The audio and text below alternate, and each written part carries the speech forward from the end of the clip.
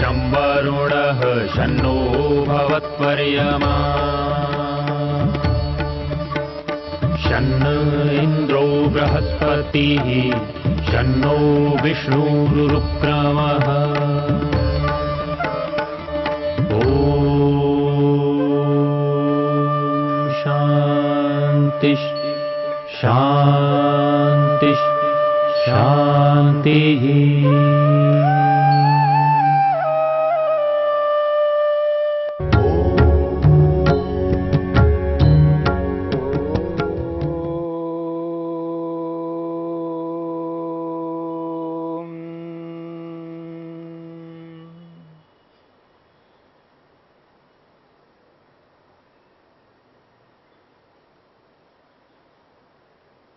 वृत्तियों के प्रसंग में विकल्प वृत्ति की चर्चा हो रही है।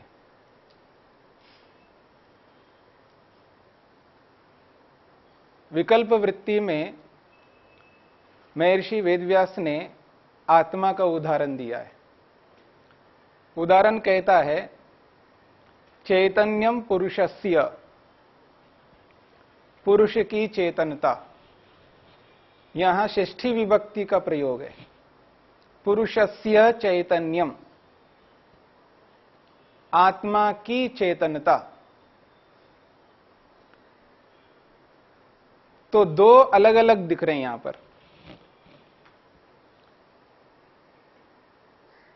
महर्षि वेदव्यास कहते हैं यदा चितिरेव पुरुषा तदा किमत्र केन व्यपदिश्यते। यदा चितिरेव पुरुषा, जब चेतनता ही आत्मा है या आत्मा ही चेतनता है।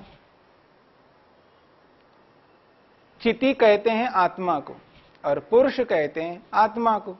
चिति कहो या पुरुष कहो, यानी चेतनता कहो या आत्मा कहो, दोनों एक ही बात है।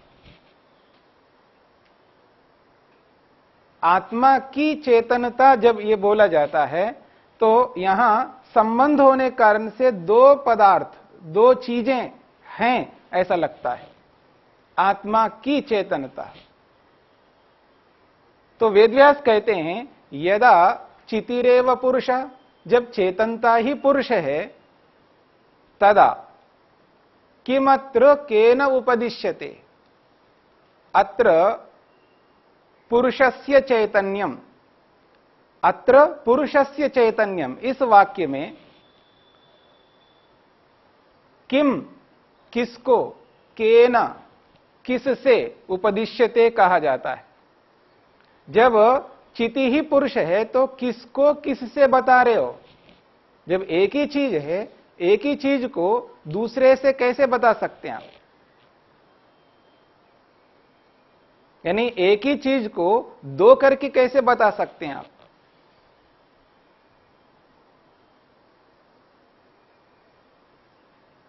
जैसे कोई भी पदार्थ है, अंधेरे में है, उसको बताने के लिए, उसको दिखाने के लिए दीपक चाहिए। दीपक अलग है और कमरे में कोई भी पदार्थ रखा हो वो अलग है। तो यहां दो पदार्थ हैं, तो इसलिए दीपक से उस पदार्थ को आप देख रहे हैं। यहां तो आत्मा एक ही है। जब एक ही है तो उसको दो कैसे बना सकते हैं आप। इसलिए वो कहते हैं यदा चितिरेव पुरुष, जब चेतनता ही पुरुष है, तदा, उस स्थिति में किमत्र केन उपदिश्यते, किससे किसको बताया जा रहा है। उसके लिए एक मोटा उदाहरण दिया गया है। तिष्ठति बाण, बाणः तिष्ठति, बाण समझते हैं आप। तिष्ठति का मतलब ठहरता है, या मैं ये कहूं पुरुषः तिष्ठति, व्यक्ति खड़ा है, कोई आदमी खड़ा है, तो आपको क्या लगेगा वहां पर। तिष्ठति का मतलब खड़ा है, मनुष्य खड़ा है। वो जा क्यों नहीं रहा है, खड़ा क्यों है, क्यों खड़ा है, वो जा क्यों नहीं रहा है। तो ये जो खड़ा हुआ है तो ऐसा लगता है कि खड़ा होना भी अपने आप में एक क्रिया है। ये जो तिष्ठति जो शब्द है ये क्रिया को बताने वाला है, यानी धातु जो है यहां पर जैसे गच्छति, पठति, लिखति ये क्रियापद है, ऐसे ही तिष्ठति ये भी क्रियापद है। ऐसा आदमी को लगता है। आदमी खड़ा है तो खड़ा रहना अपने आप में क्रिया नहीं है, क्रिया का अभाव है वहां पर। इस बात को समझना, खड़े रहना अपने आप में कोई क्रिया नहीं हो रही है। जब व्यक्ति चल रहा हो तो क्रिया होगी, गच्छति चल रहा है, क्रिया हो रही है।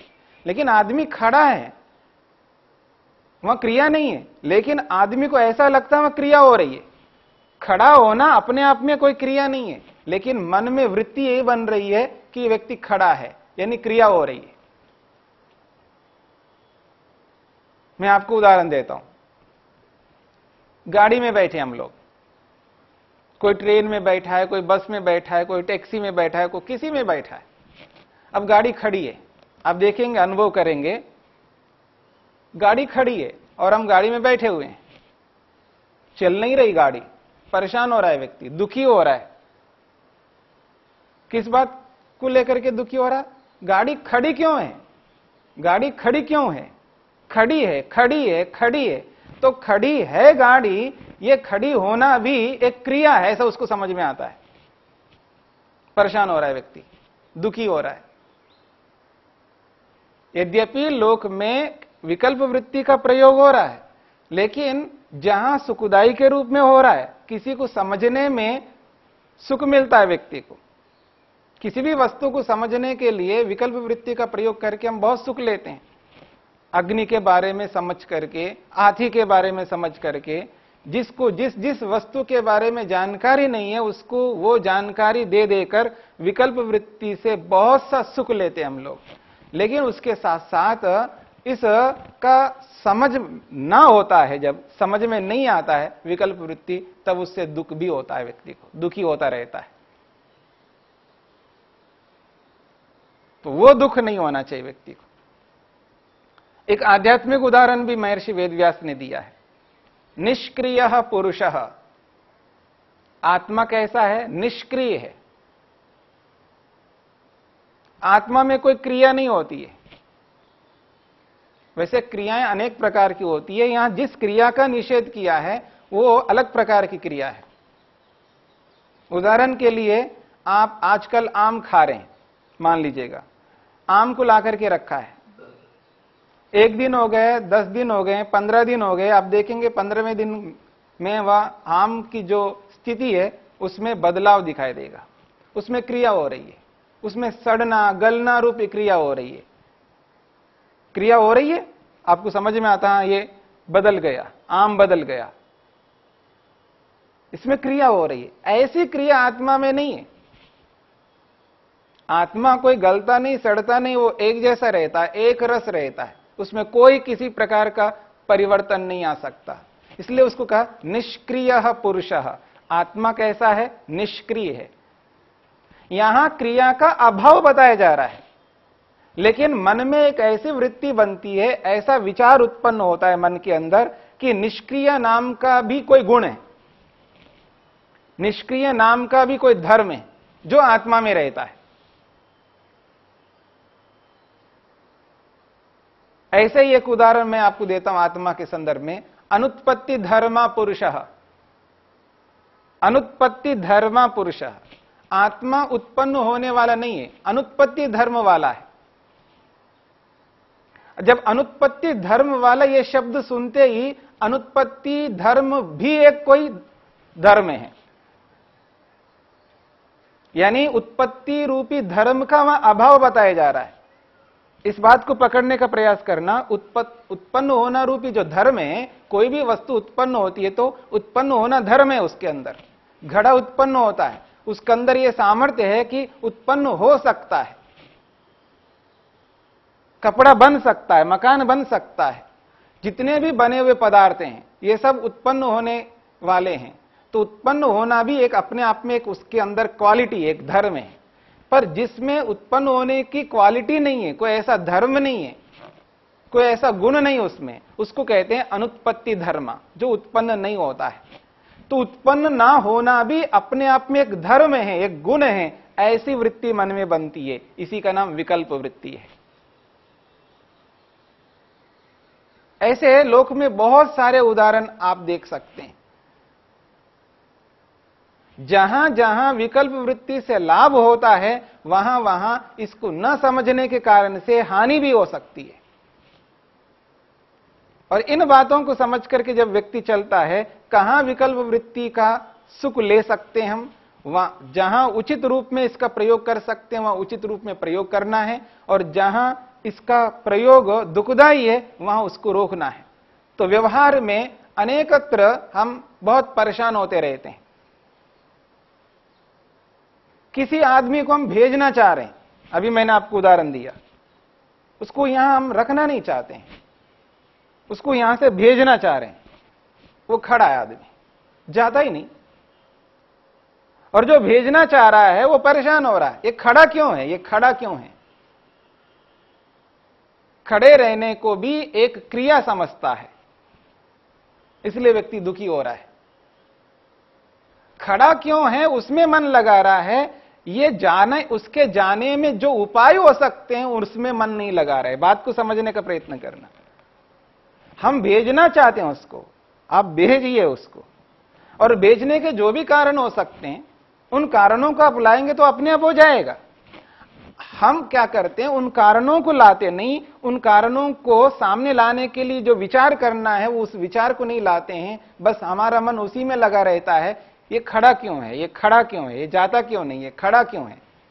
अब खड़े रहना भी अपने आप में एक क्रिया है, ऐसा मान करके व्यक्ति दुखी हो रहा है।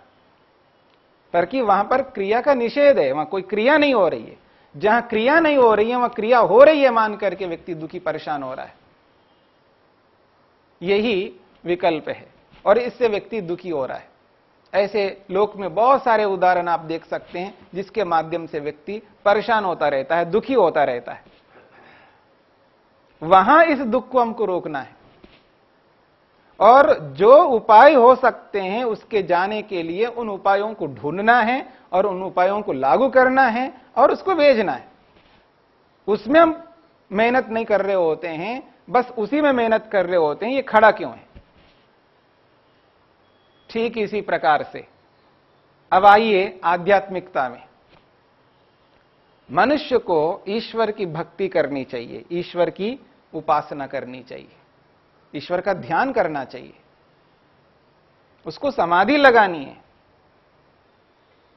ईश्वर साक्षात्कार तक पहुंचना है, व्यक्ति को मुक्ति को प्राप्त करना है। और बार बार ये जो जन्म मरण का जो चक्र हमारे साथ जुड़ा हुआ है, कभी हम जन्म लेते हैं, कभी मृत्यु को प्राप्त होते हैं। इस प्रकार के बहुत सारे क्लेश हमारे साथ जुड़े हुए हैं।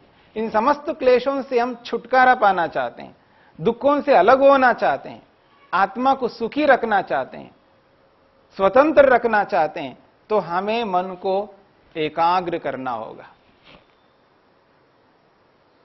मन को रोकना होगा, मन को संसार के समस्त विषयों से हटा करके ईश्वर में एकाग्र करना होगा। और जो लोग मन को संसार से हटा करके ईश्वर में एकाग्र करने के लिए मेहनत करते हैं, पुरुषार्थ करते हैं, जिनको हम साधक कहते हैं, योगाभ्यासी कहते हैं,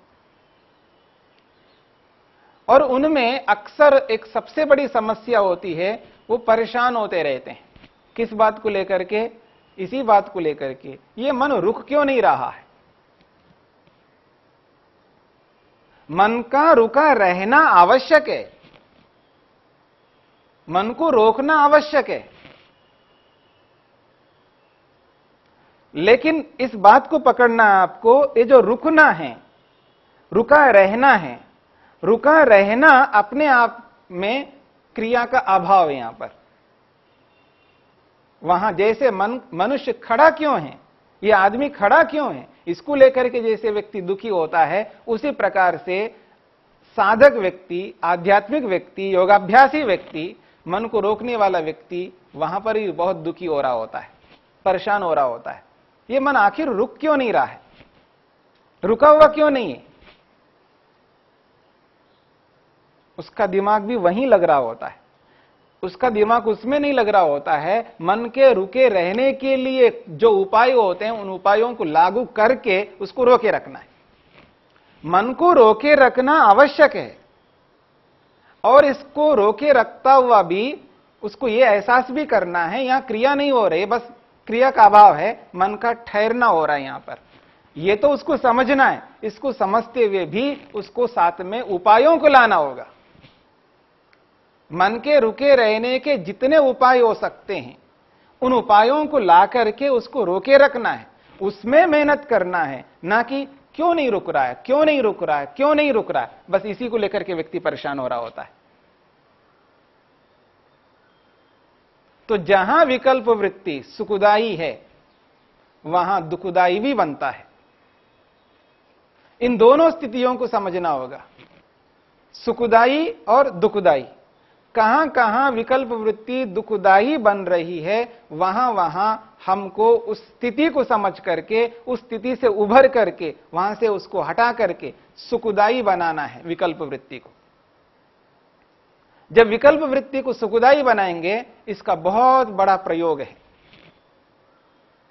जहां हम आत्मा के बारे में समझने का प्रयत्न कर रहे थे, अनुत्पत्ति धर्मा, आत्मा उत्पन्न होने वाला नहीं है, आत्मा निष्क्रिय है,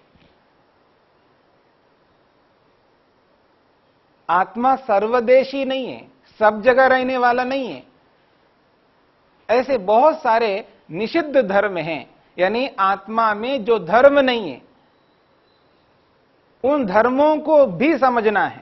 यानी आत्मा में ये नहीं है, ये नहीं है, ये नहीं है। जैसे जड़ता नहीं है आत्मा में, आत्मा जड़ वस्तु नहीं है, तो जड़ वस्तु का ना होना भी अपने आप में कोई धर्म नहीं होता, वहां अभाव है। यानी जहां जहां जिस धर्म का, जिस गुण का अभाव बताया जा रहा है, उस अभाव को भी कभी धर्म नहीं मान लेना, गुण नहीं मान लेना। इन स्थितियों को भी समझना है आत्मा के बारे में। ठीक इसी प्रकार से ईश्वर के बारे में भी समझना है। ईश्वर भी निष्क्रिय है, ईश्वर भी अनुत्पत्ति धर्म वाला है। जो आत्मा के संदर्भ में जो जो बात लागू होगी, वह बात ईश्वर के बारे में भी लागू होगी। जब ईश्वर के स्वरूप को समझना होता है, उस ईश्वर के स्वरूप को समझते हुए भी जहां जहां ये बातें आती हैं, वहां उस धर्म का अभाव मात्र कहा जा रहा है, ना कि उस अभाव को ही धर्म मान ले।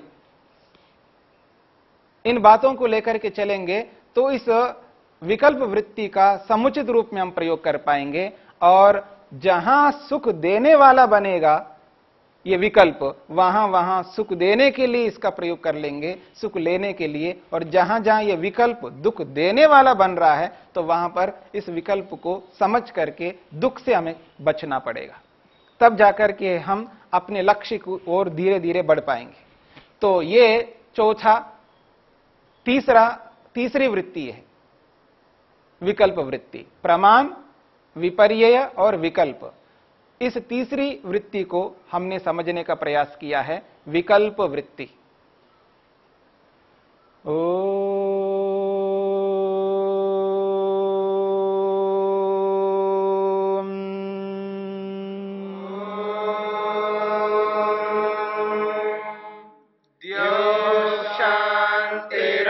शांतिरंतरिक्षं शांति पृथिवी शांतिरापः शांतिरोषधयः